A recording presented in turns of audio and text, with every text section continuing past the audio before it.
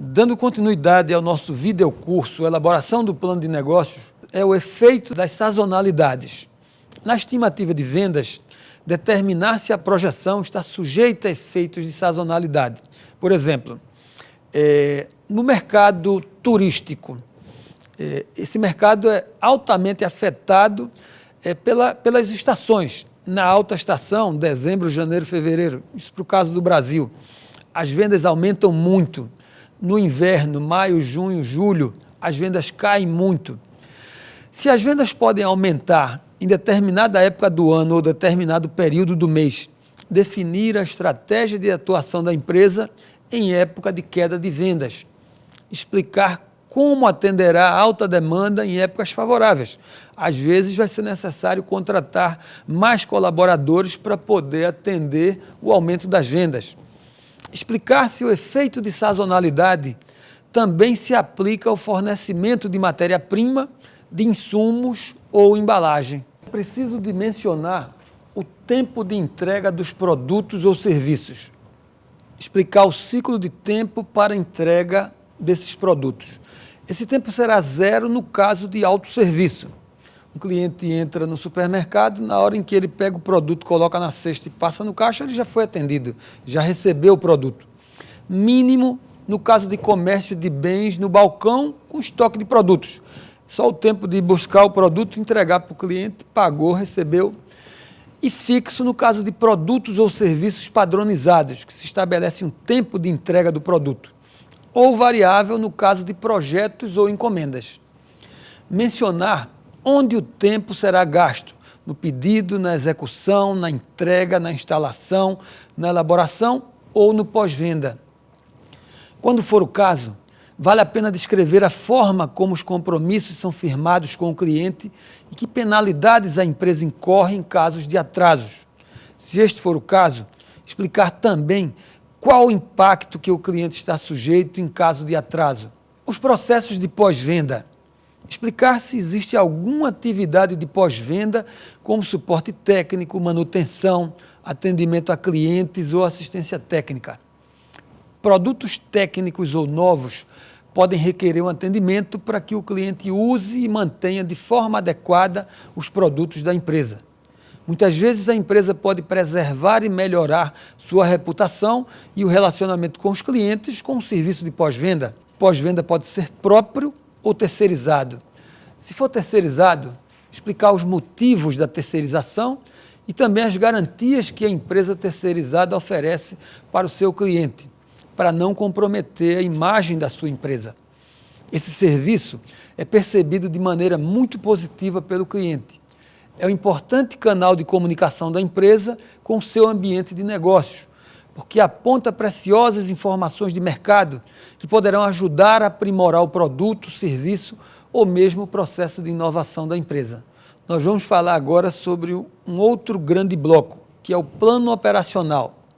Nesse plano, nós vamos ver a descrição do fluxo operacional da empresa. É preciso que o empreendedor faça uma descrição detalhada da elaboração do produto a partir do recebimento da matéria-prima até o produto acabado. A representação do processo é muito interessante, pois permite uma visualização gráfica de cada etapa do processo de produção. Por exemplo, numa confecção, você recebe a matéria-prima, faz o desenho, corta, manda para a costura, depois para o acabamento, depois para a embalagem, depois para a distribuição. Então, cada etapa dessa precisa ficar bem clara no plano de negócios. Existem vários programas de computação, softwares, que permitem a construção desses diagramas de processo de forma bem simples. Pode-se inserir nesses diagramas dados como quantidade de matéria-prima, funcionários em cada etapa do processo, duração da atividade e entradas e saídas. Quais são os recursos utilizados? Matéria-prima, funcionários, fornecedores, máquinas. Como é composto o custo do produto final? É aconselhável que nessa parte do plano de negócios o empreendedor exponha de forma descritiva todos os custos envolvidos na obtenção do produto. Os cálculos detalhados podem ser inseridos como anexos no plano de negócios. Itens como salários, horas homem, horas máquina, capacidade de produção, custo de aquisição da matéria-prima, custo e tipos de embalagens devem ser considerados nesta seção. No caso de empresas de prestação de serviços, uma descrição do fluxo de processos e técnicas utilizadas na execução dos serviços. No caso de comércio, o fluxo de comercialização. Outro ponto é a capacidade de produção. Como medir a capacidade de produção da empresa? A definição da capacidade de produção é a quantidade máxima possível de se produzir em determinado período de tempo, trabalhando em condições normais. O planejamento e controle de capacidade é a tarefa de determinar a capacidade efetiva da produção, de forma que ela possa responder à demanda. Isso normalmente significa decidir como a operação deve reagir a flutuações na demanda. A demanda é o principal determinante do volume e este tem um impacto significativo no projeto das operações. O problema principal com a medição da capacidade não é tanto a incerteza de identificar o volume de demanda, mas a sua complexidade. Somente quando a produção é altamente padronizada e repetitiva, é fácil definir a capacidade sem ambiguidade. Existem diversos fatores que influenciam a produção. Ritmos distintos de produção na linha, alta dependência de fornecedores críticos, alto poder de barganha de fornecedores ou de clientes. Um modelo de negócio que impõe um curto ciclo de tempo de entrega do produto final ou uso de equipamentos com alto índice de defeitos ou dificuldade de obtenção de assistência técnica, alto índice de rejeição de insumos ou perdas ou deficiência de mão de obra adequada. Todos esses problemas podem influenciar na capacidade de produção da empresa. Nesses casos, sempre haverá necessidade de fazer um bom planejamento de produção em termos de capacidade de produção para minimizar ou eliminar tais erros. Agora vamos ver a capacidade de entrega.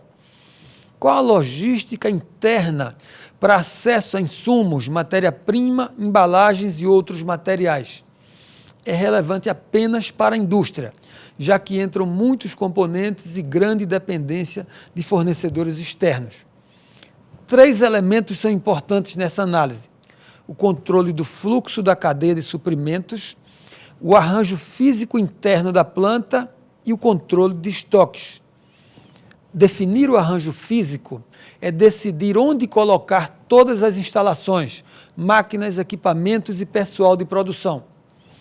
O arranjo físico é uma das características mais evidentes de uma operação produtiva, porque determina sua forma e aparência. Mudanças relativamente pequenas na localização de uma máquina numa fábrica, ou dos bens em um supermercado, ou a mudança de salas em um centro esportivo, podem afetar o fluxo de materiais e pessoas através da operação. E isto, por sua vez, pode afetar os custos e a eficácia geral da produção. Em qualquer operação produtiva, há diversos tipos de materiais armazenados. O estoque existe porque existe uma diferença de ritmo ou de taxa entre fornecimento e demanda. Se o fornecimento de qualquer item ocorresse exatamente quando fosse demandado, o item nunca seria estocado. Para garantir a capacidade de entrega interna, o tipo de estoque utilizado é o isolador, ou chamado estoque de segurança. Seu propósito é compensar as incertezas inerentes ao fornecimento e demanda. Vamos falar agora sobre os procedimentos de entrega. O processo de logística de distribuição de produtos acabados é extremamente crítico para algumas indústrias. A demanda de mercado indica que até 25% dos custos totais recaem sobre a cadeia de distribuição que distribui os produtos aos clientes. Armazéns e pontos de estoque intermediários podem simplificar o processo logístico, reduzindo o tempo de entrega e o número de rotas, entre outros benefícios. Pode-se esclarecer melhor no plano de negócio também o modo de transporte utilizado, se é rodovia, ferrovia, hidrovia ou via aérea, ressaltando as vantagens do uso do modo escolhido. Agora vamos ver a previsão do aumento da capacidade. Em caso de estimativa de aumento das vendas de produtos, é preciso descrever quais as necessidades para promover este aumento na produção. Isso inclui materiais, equipamentos, mão de obra, instalações e estoques.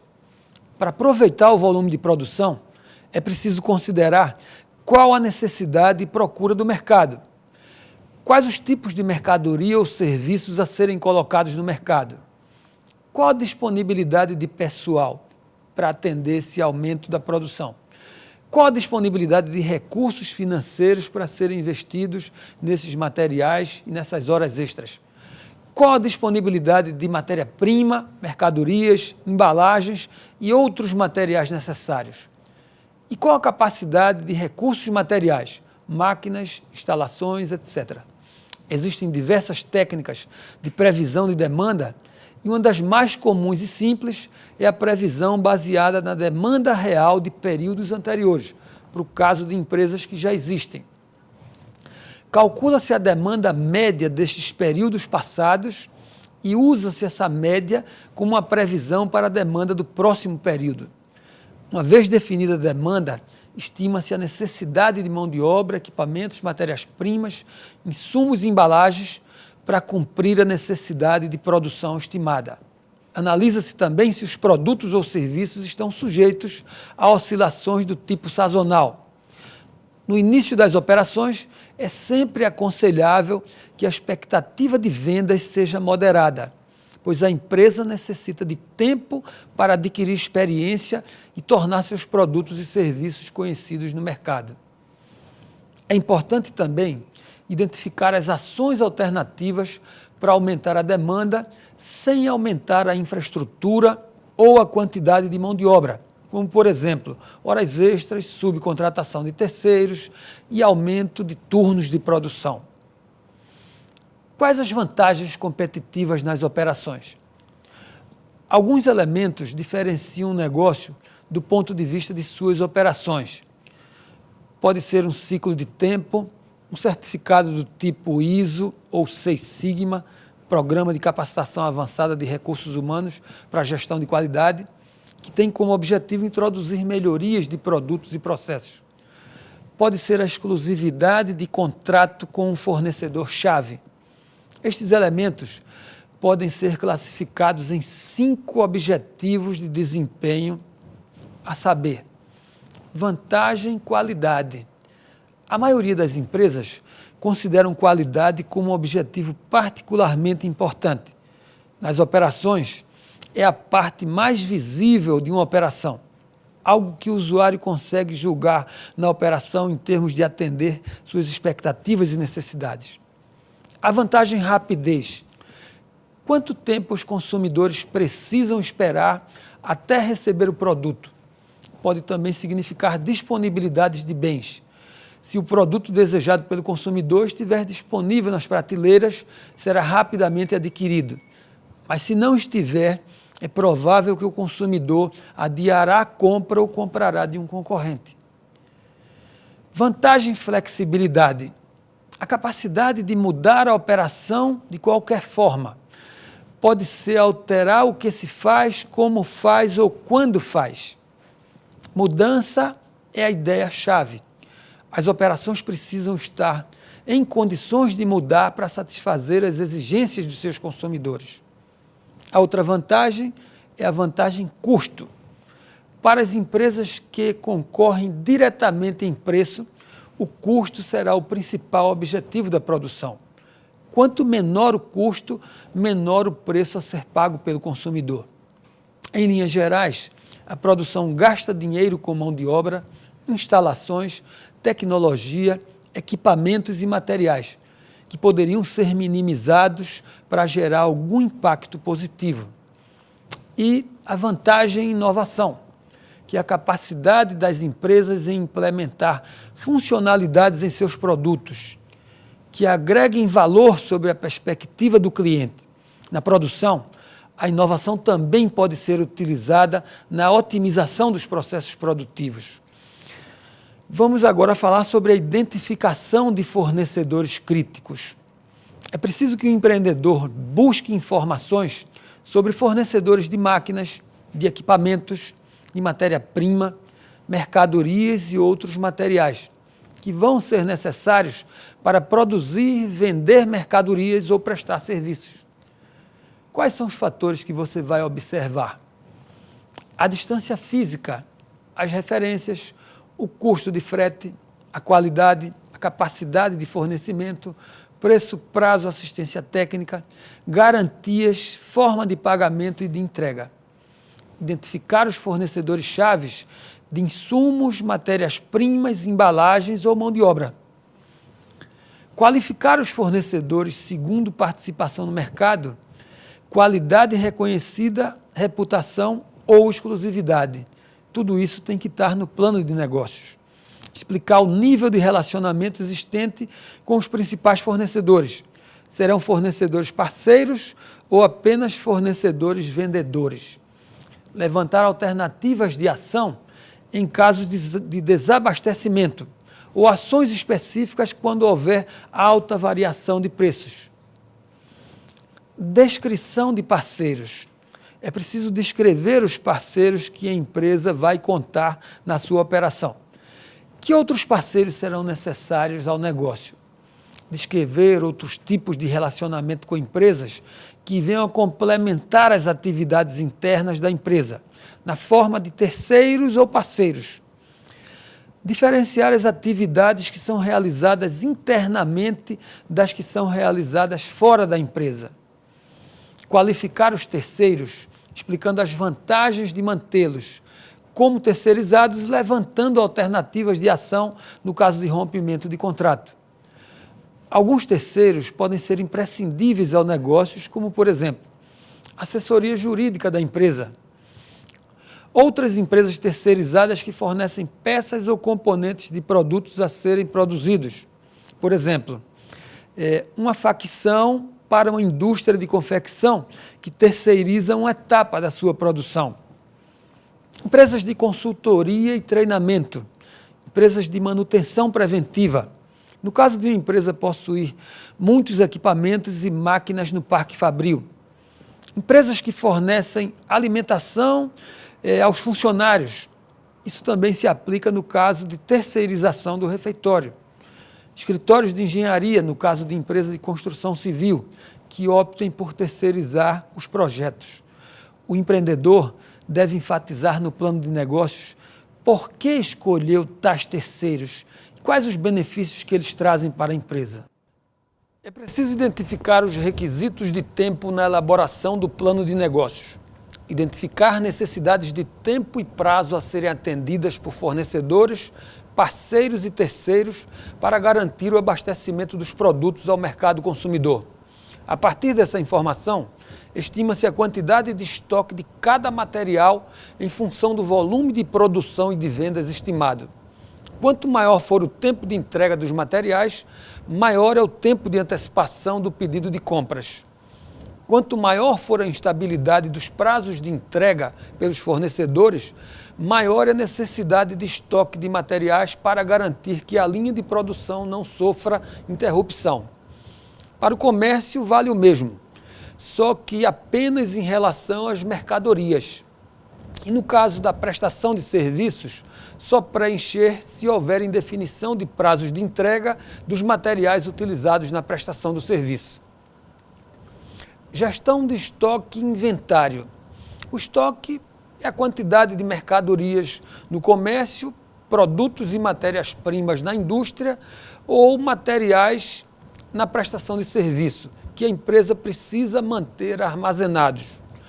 Podem ser produtos em processo, produtos acabados, mercadorias em estoque, mercadorias na vitrine, onde houver coisas estocadas na empresa.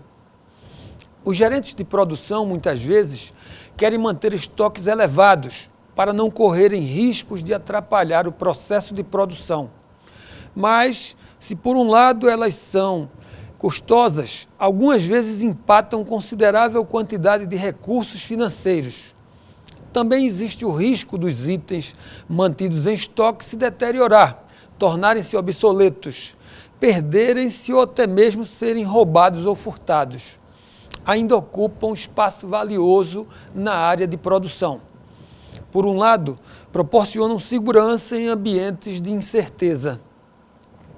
O valor dos estoques é mais percebido quando um cliente procura o concorrente só porque um item está em falta no estoque, ou quando um grande projeto está parado esperando por uma pequena peça para ter continuidade. Agora vamos falar sobre a gestão da qualidade. Existem várias formas de definir a qualidade.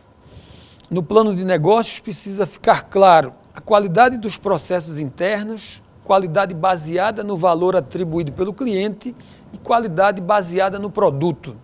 Em qualquer dos casos, a qualidade é o produto estar de acordo com as expectativas dos consumidores. Há 6 passos que envolvem a atividade de planejamento e controle de qualidade. Eles são: definir características, funcionalidade adequada, aparência, confiabilidade, durabilidade, recuperação, substituição do produto por defeito ou contato pós-venda. Estabelecer padrões de qualidade para cada característica. Que nível pode ser definido como aceitável do ponto de vista do consumidor? Para isso, identificar pontos de controle críticos no processo, definir amostras, como fazer a checagem e definir os tipos de erro possíveis. Definir ações corretivas para minimizar erros. Continuar a fazer melhoramentos num ciclo contínuo, rever processos, analisar dados e implementar uma cultura de melhoria contínua. Se houver algum sistema de qualidade interno ou externo implementado na empresa, mencionar e descrevê-lo no plano de negócios. Controlar alguns números como índices de rejeição, retrabalho e defeitos. Descrever processos de testes de laboratório e pesquisas de satisfação com clientes e consumidores. Gestão de segurança e saúde. Aqui deve-se relacionar as medidas adotadas para garantir a segurança e saúde dos colaboradores e visitantes da empresa, em função das áreas sujeitas a riscos. Inclui-se aqui também a segurança dos computadores para evitar a invasão de hackers. Outro exemplo refere-se à segurança quanto a roubos, se a empresa vai contratar empresa de segurança para monitorar as instalações da empresa. Relacionar também as medidas adotadas quando o ambiente for desfavorável ao trabalho humano, de alta periculosidade ou insalubridade. Próximo passo é definir a gestão do impacto ambiental. Descrever no plano de negócios os processos de controle ambiental, principalmente para indústrias químicas ou similares. Quais as formas de controle de dejetos químicos ou insalubres?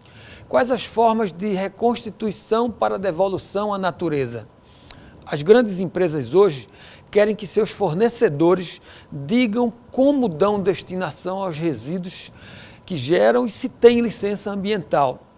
Se faz coleta seletiva de lixo, se utiliza-se de materiais biodegradáveis. É preciso ficar claro no plano de negócios a forma de se planejar as ações para o controle dos impactos ambientais. O próximo passo, os sistemas de informação e automação. Quais as tecnologias, de uma forma geral, utilizadas? São as máquinas, equipamentos, softwares que ajudam a produção a transformar materiais. Relacionar os sistemas de informação e automação em uso ou previstos. Incluir as principais características dos sistemas e as vantagens competitivas. Plano financeiro dentro do plano de negócio. Começamos pelo investimento total. É a soma dos recursos próprios e de terceiros que serão utilizados para que o negócio possa funcionar. O capital próprio, que é o montante de capital próprio dos sócios que vão ser investidos no negócio. Pode ser incluído aqui o capital de amigos ou familiares, o chamado patrocínio. Trata-se do tipo de financiamento mais comum e que geralmente é conseguido devido a fatores pessoais e do ambiente que cerca o empreendedor. O capital de terceiros deve-se entender como terceiro qualquer fonte de recurso de origem fora do círculo dos sócios que conduzirão o negócio. Aqui entram instituições financeiras, sócios capitalistas e outras categorias de investidores. Os bancos e as empresas que investem em capital de risco buscam encontrar empresas e negócios com grande potencial de desenvolvimento